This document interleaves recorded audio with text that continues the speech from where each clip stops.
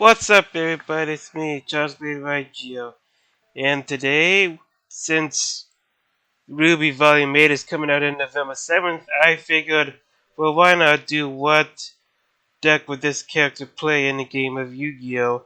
And why not finish the rest of Team RWBY since I already did RWBY, the leader of Team RWBY. So technically up next we would be at the W in Team RWBY, which would be Weiss Schnee, the heiress to the Schnee name, the Schnee Company. We're going to figure out what deck she would play in the game of Yu-Gi-Oh! Before we decide what deck she's going to play, we do have to understand more about her, and as always, I'll be using the current ban list and the current meta to decide what deck best suits her as well as her personality and whatnot. So this video will contain spoilers for Volume 7 if you haven't seen it already. So you have been warned.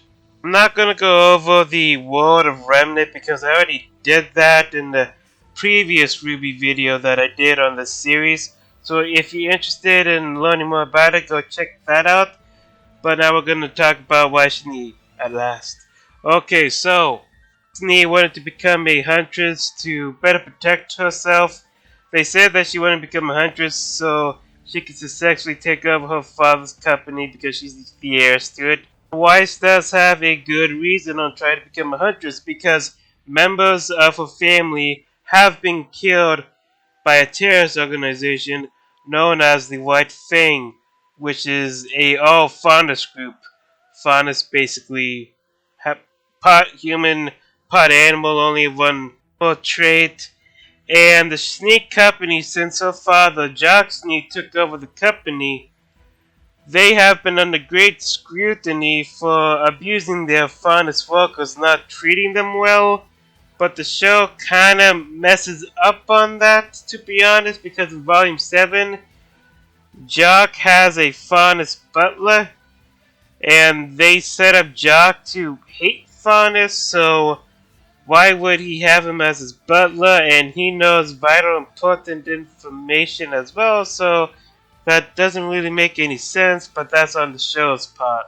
Anyway, so when Weiss gets to Vale, she wanted to stay away from Atlas, and she had to beg her father to do it. Her sister, Winter, is actually part of the Atlas military, so you know. But Weiss enters Vale Beacon Academy, and when she does so, she is eventually teamed up with RWBY, Yang, and Blake, and they'll become Team RWBY, RWBY being the leader. Weiss doesn't like it at first, but eventually warms up to RWBY. During Volume 3, The Fall of Beacon, her father, Jock Schnee, was able to actually get Weiss and take her back home to Atlas, her home kingdom. And in Volume 4, she basically, during a party that was supposed to raise fundraiser and such for the reconstruction of Beacon and Vale, one of the patrons over there, they really pissed her off, and she used a summoning glyph to summon a boar, which was going to attack the patron. General Ironwood, a potent character in the show, was there, and he was armed with his pistol, and he did shoot at it, and just straight up killed it. The patron did yell at him to arrest Weiss Schnee for doing that, but he decided to let it go. To stick up for Weiss and whatnot, he did say that nobody was making sense here because everybody was being self-greedy and such and not really caring about the event itself. Like some people, even this one guy during the scene, thought that the auction and whatnot was the charity event was supposed to be for Mantle, which is directly below Atlas because Atlas is actually a floating city and Mantle's below it. So then her father, Papa Schnee, didn't like what she did, so he stripped her right to be an heiress and gave it to Whitley, the third born child, the son. And Weiss didn't have it. Also, he pretty much locked Weiss up in her room. Weiss eventually escaped. A bunch of stuff happened that I'm not going to go into. Jump to Volume 7. Her father is running to take a seat on the political council of Remnant, which he does succeed, but it turns out that he was working with the main antagonist of the show, which the General Ironwood and apparently Willow, Weiss's mother, knows about, and basically the villain Watts, he hacked the election to make Jock win, so they arrest Jock, and they did it in swift manner, so to say, and now he's in prison. So that kind of ended Weiss's arc there with her family. And now Whitley is a lone boy with no father. And at the end, of course, Atlas Mantle is under attack by Salem's forces now. And that pretty much brings us up to date with Weiss Schnee. Now, for her combat wise, she uses a rapier, a semblance, which is like one single power's glyphs. She has different types of glyphs. Her big one is her summoning glyph, where she can summon creatures that she have defeated before in battle, just summon them up as a, summon. And her most powerful one is a knight that she summoned. So what deck would she use now, since we know more about Weiss? Well, to be honest, she's pretty, in a way, she's like Seto Kaiba. She's rich. She has daddy issues. Sibling won't count because Mokuba's younger. So this is, there's a lot of artwork for it and such. And I think me and the RWBY community can agree that Weiss would probably play Blue Eyes White Dragon. She does have blue eyes like that one maiden card that's not going to be in the deck video, sorry, just too slow nowadays. It was in like a white knight type of deck in Yu-Gi-Oh! So I think that Blue Eyes would be a good version. Now there are two versions of Blue Eyes. The Ritual one and the Extra Deck one. Well, to me it seems like the Ritual one is more consistent. Don't get your hopes up, it's not a meta deck, even though this deck has seen some meta play. It's not a meta deck, just to let you guys know. So without further ado, let's jump into the deck profile. Okay, here we go with the deck profile. If you don't know what I meant by the Ritual version, that would be the Chaos Max Dragon variant. Okay, so for this one we have a normal triple Blue Eyes White Dragon, the normal one. And then we have our incantation. Now, all incantation monsters, depending on what we have in our hand, we can reveal one. And then we allow to special summon another incantation monster from our deck to the field, and then it'll get its own effect. So this one, if we have a ritual monster in the hand, we can reveal it and special summon one. And when this card is special summoned, we get to add one ritual monster from our deck to our hand. Now, do take in mind that mostly you're only going to be able to activate one incantation monster effect to special summon on your turn. Probably. I'm just guessing. Depends what you have in your hand. And when you special summon, you get to add a ritual monster. When Cannon Doll, if you have ritual spell card in your hand, reveal it to special summon. And when this card is special summoned, you can add one ritual spell card from your deck to the hand. Also, do take note, you cannot summon another copy of themselves. So if you want Cannon Doll, you have to activate another Impact Nation effect in order to special summon him out and use its effect. So Buckstone, you can activate effect as long as you have a ritual spell card in your hand. And when this card is special summon, you can add one ritual spell card from your graveyard to your hand. Pencil Plum, you can use the special summon effect as long as you have a ritual monster in your hand. And when this card is special summon, you can add one ritual monster from your deck to your hand. Then we have Triple Margin of the 10,000 Hands, very good card.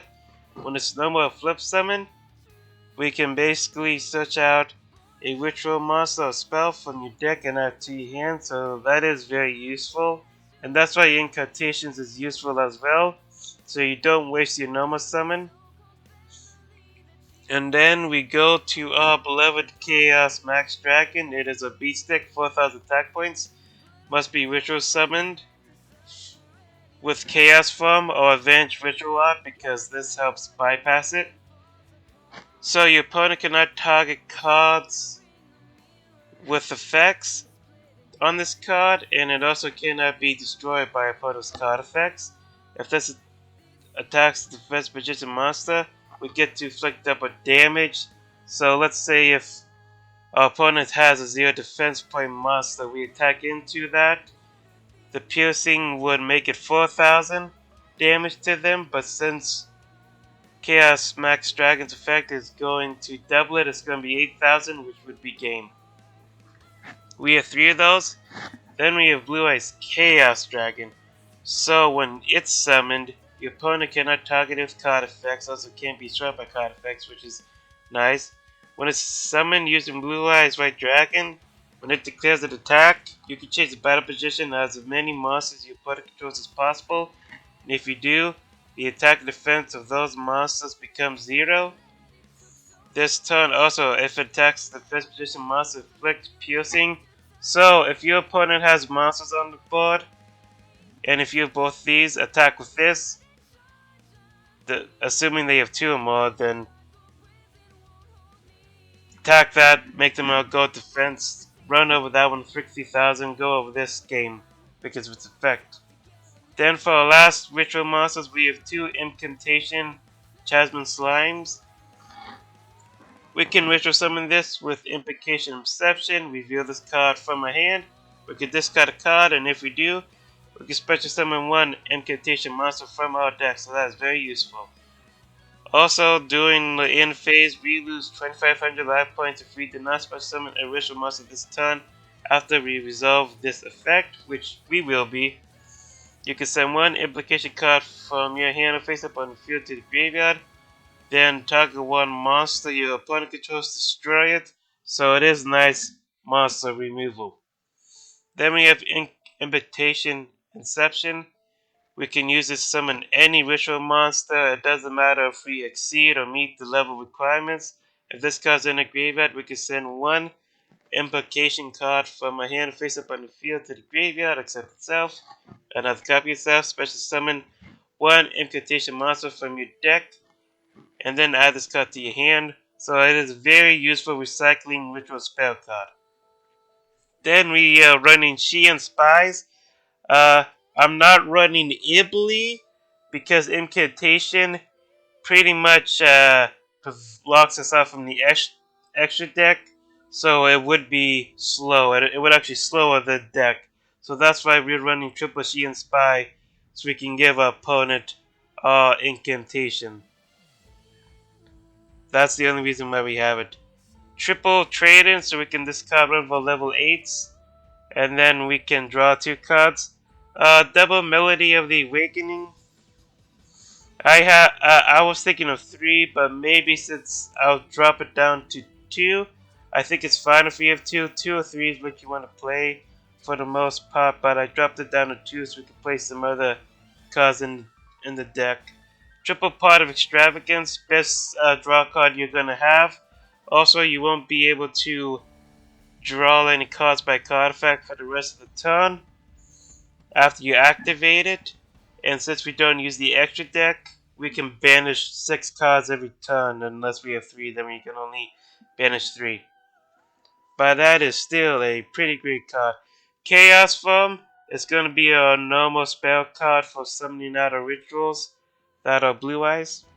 Advanced Ritual Art is the main way that we will be able to get out our Chaos Max Dragon. This is what we want to do. We can send a Blue Eyes Red Dragon from our deck to the graveyard to special summon our Blue Eyes Chaos Max Dragon. Return of the Dragon Lords. This is so we can special summon any of our Blue Eyes from our graveyard onto the field. Also, it does provide battle and card effect protection if needed, so we can banish it and it'll pretty much protect them. Then we have 1 Bingo Machine Go. I only have 1 because you can only activate once per turn. So we can reveal 3 cards from our deck that each meets at least one of the criteria listed below. Your opponent randomly picks one from your hand, and you shuffle the rest of your deck. So, one Blue Eyes monster or a spell trap card that specifically lists the Blue Eyes or Blue Eyes Ultimate Dragon in the card, except Bingo Machine Go. So that is the main deck. I'm gonna go to the extra deck. Whatever fusion, I guess you're not gonna be able to use it. I just put this in here because it's the alternate version of Ultimate Dragon, Neo Blue Eyes Ultimate Dragon. I guess I could go over the exceeds real quick since I just put them in here. This one you can attach up to 3, and then you could mouse from this card. Monsters you control can attack your opponent directly with turn except this card. Also, which material detached, take control of one opponent face up. So basically, take your monsters away from your opponent. I put this one in. We could go into with a rank 8 Galaxy Eyes. This will help us banish monsters from our opponent, banish cards from our opponent's deck, and it can attack twice.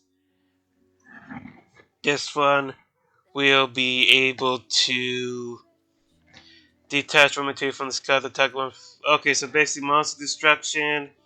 If this card is XYZ summon, you control strap a battle card effect. We can special summon a Cypher Dragon with it. And then we got Galaxy Full Armor Photon Dragon.